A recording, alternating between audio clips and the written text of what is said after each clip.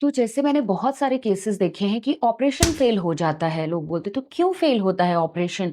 अब किसी-किसी कंडीशन में तो देखिए ऑपरेशन करना ही पड़ता है, जैसे हिप की कोई सर्जरी हुई, फ्रैक्चर हो गया तो हिप सर्जरी करनी पड़ जाती है, रॉड डालनी पड़ती है। कई बार नी का फ्रैक्चर हो जाता है, शोल्डर का फ्रैक्चर होता है, तो उस केस में इम्प्लांट डालना ही पड़ता है और सर्जरी करनी ही पड़ती है बोन को फिक्सेट करने के लिए।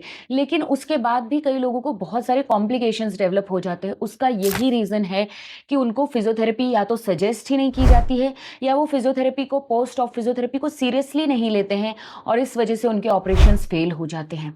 ऐसा एक बहुत ही क्रिटिकल केस मेरे पास आया था। हिप की उनकी सर्जरी हुई थी, 35 इयर्स ओल्ड मेल थे और उनको हिप में इम्प्लांट डाला गया था क्योंकि फ्रैक्चर हुआ था एक्सीडेंट में। उसके बाद उन्होंने फिज़ियोथेरेपी नहीं की, इग्नोर किया, डॉक्टर ने भी सीरियसली सजेस्ट नहीं किया एज़ यूजुअल।